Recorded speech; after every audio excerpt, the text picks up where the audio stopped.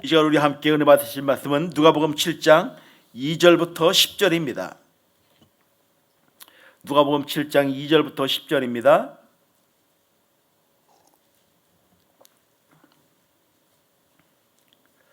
우리 한 목소리 말씀을 합독하도록 하겠습니다.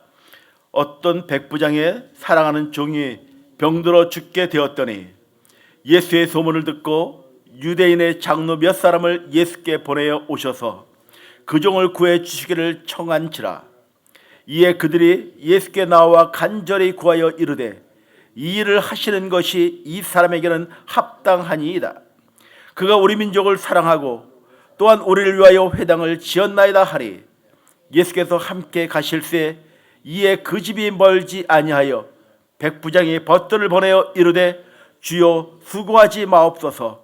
내 집에 들어오심을 나는 감당하지 못하겠나이다. 그러므로 내가 주께 나가기도 감당하지 못할 줄을 알았나이다. 말씀만 하사 내 하인을 낫게 하소서. 나도 남의 수하에 든 사람이요 내 아래에도 병사가 있으니 이더러 가라 하면 가고 저더러 오라 하면 오고 내 정도로 이것을 하라 하면 하나이다. 예수께서 들으시고 그를 놀랍게 여겨 돌이키사 따르는 무리에게 이르시되 내가 너에게 이르노니 이스라엘 중에서도 이만한 믿음을 만나보지 못하였노라 하시더라. 보내었던 사람들이 집으로 돌아가 보매 종이 이미 나아 있었더라. 아멘. 오늘 저는 믿음이란 제목으로 함께 말씀을 나누기를 원합니다. 우리가 믿음 이야기하지만 믿음이란 손으로 만지거나 눈으로 보는 것이 불가능할 뿐만 아니라 한마디로 이것이 믿음이다라고 설명하는 것 역시 어렵다는 것입니다. 믿음이란 하나님과 나와의 관계에서 성립되는 신비한 사건이기 때문에 다른 사람의 믿음을 평가하거나 측정한다는 것은 정말 힘든 일이 아닐 수 없습니다. 내가 내 믿음을 측정하는 것도 결코 쉬운 일은 아닐 것입니다. 그러나 그 사람의 믿음은 그 사람의 행동을 통해서 행위를 통해 나타나기 때문에 그 사람이 말하는 말과 행동을 통하여 그 사람의 믿음을 어느 정도 우리는 파악할 수가 있습니다. 야고보서 2장 17절에 행함이 없는 믿음은 그 자체가 죽은 것이라고 했고 2장 20절에 행함이 없는 믿음은 헛것이라고 했고 또한 2장 22절에 행함으로 믿음이 온전케 된다라고 말씀하여 주고 있습니다. 야고보서는 그 당시 예수를 믿는다고 말을 하지만 행함을 무시한 채 살고 있는 그 사람들을 향하여 믿는 백성들 향하여 세상 사람들로부터 지탄을 받는 교인들에게 쓴 편지의 내용인 것입니다. 야고보서는 내가 구원을 받았느냐? 내가 예수를 믿느냐? 그렇다면 똑바로 살아라. 손가락질 받거나 지탄을 받는 일을 하지 말라라고 강조하여 주고 있는 것입니다. 믿음으로 구원을 받았다면 구원받지 못한 사람들에 비해 말과 행실이 더 고상하고 칭찬받을 만한 해야 할 것입니다. 잘 믿고 잘 사는 것보다는 바로 믿고 바로 사는 것이 중요하다는 것입니다. 믿음이 있다 말하지만 나는 믿는 백성이라 말을 하고 있지만 그의 삶 가운데 그 믿음의 삶의 모습이 없다면, 행위의 모습이 없다면 그것은 어쩌면 잘못 믿었거나 아니면 그의 삶이 완전히 거듭나지 못한 삶의 모습일지도 모르겠습니다. 오늘 본문은 우리에게 믿음이 좋은 사람의 모습을 우리에게 보여주고 있습니다. 이만한 믿음을 만나보지 못했다고 칭찬을 받은 로마 장교 백부장, 도대체 그는 어떤 믿음, 어떤 삶을 살았기에 그토록 칭찬을 받은 것일까? 첫째, 그는 너그러운 사람이었습니다. 2절에 백부장의 사랑하는 종이 병들어 죽게 되었다고 합니다.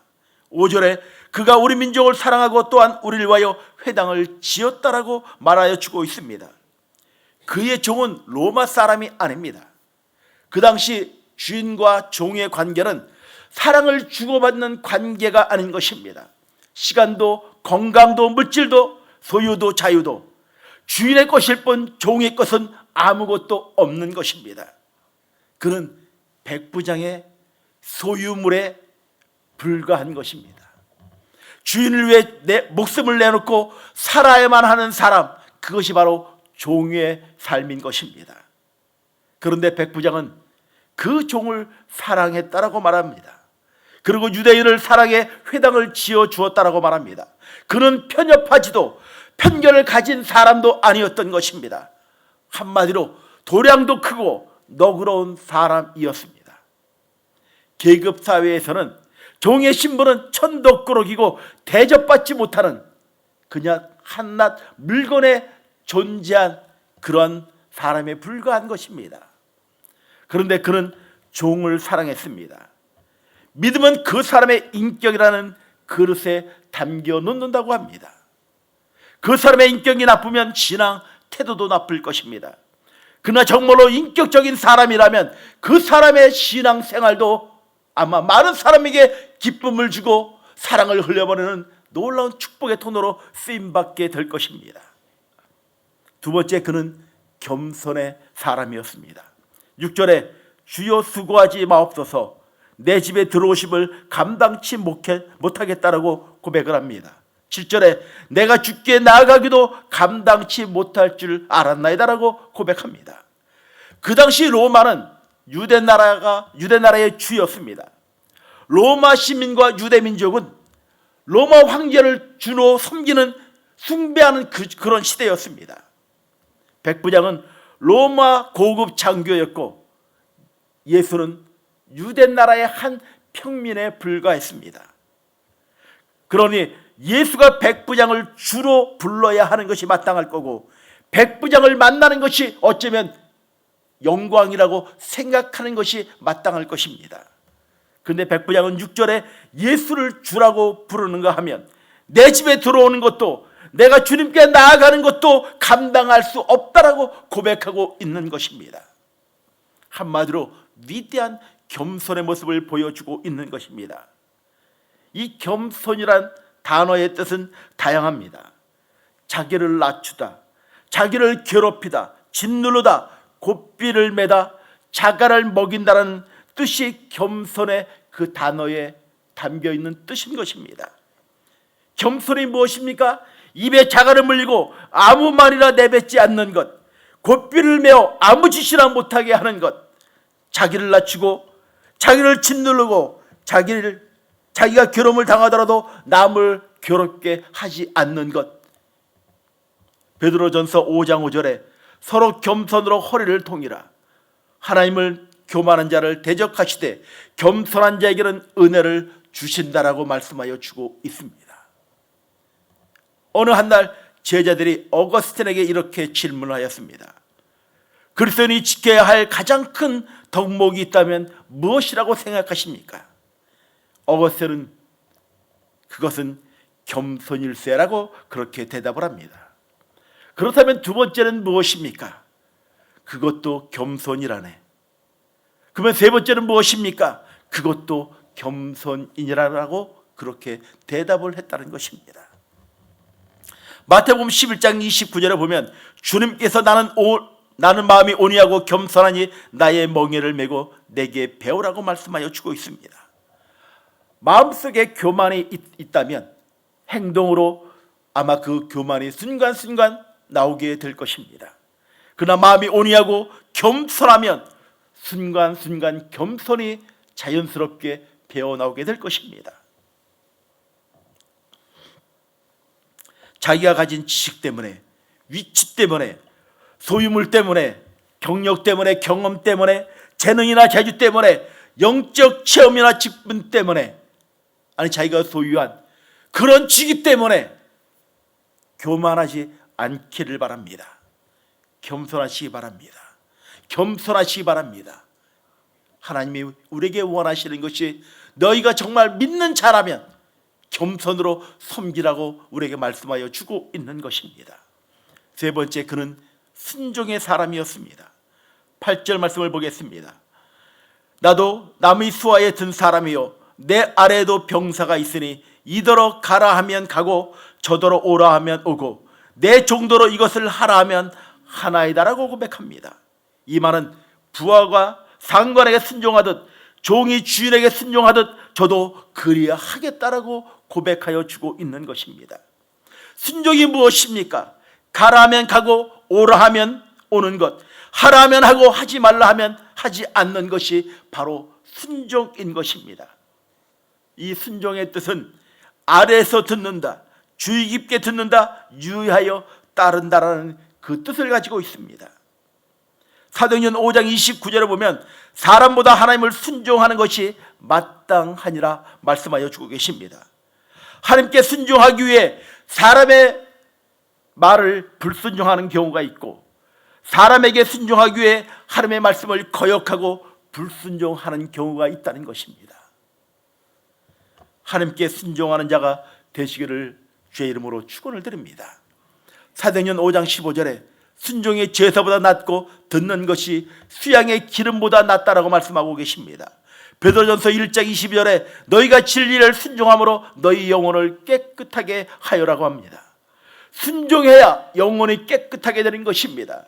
그 영혼이 깨끗한 사람은 진리를 순종하게 되지만, 그러나 그 영혼이 어둡고 더러우면 순종의 모습은 아마 사라지게 될 것입니다. 히브리서 5장 8절에 보면 예수님은 하나님의 아들이셨지만 순종함을 배우셨다라고 했습니다. 로마서 5장 19절에 보면 아담 한 사람이 순종치 아니함으로 많은 사람이 죄인이 되었고 예수 그리스도 한 사람이 순종함으로 많은 사람이 의인이 되었다라고 말씀하고 계십니다. 묵묵히 순종하셨던 예수 그리스도, 무거운 십자가를 지고 갈보리 산 언덕에 오르시며 순종하며 올라가셨던 예수 그리스도, 그 뒤를 따라 우리도 순종의 길을 걸어가야 할 것입니다. 내가 믿음의 자녀라면 주님의 말씀하실 때에 예로 순종하며 나아가는 삶의 고백이 있어져야 할 것입니다. 내가 하나님의 뜻을 앞서기보다는 주님의 말씀하심 앞에 종이 듣겠나이다 고백하며 순종의 모습으로 나아가는 삶의 고백이 있어져야 할 것입니다. 네 번째, 그는 말씀을 믿었습니다. 6절에 보면 주여 내 집까지 오심을 수고하지 마시옵소서라고 고백을 합니다. 7절에 보면 말씀만 하사 내 하인을 낫게 하소서라고 합니다. 그 뜻은 내 집에까지 수고롭게 오지 마시고 말씀만 하셔도 내 하인은 낫게 될 줄 믿는다는 것입니다. 우리는 말씀이신 예수 그리스도를 믿습니다. 창세기 1장에 보면 태초에 하나님의 천지를 창조하시니라. 요한복음 1장 1절에 보면 태초에 말씀이 계시니라. 이 말씀이 하나님과 함께 계셨으니 이 말씀은 곧 하나님이시라고 말씀하여 주고 계십니다.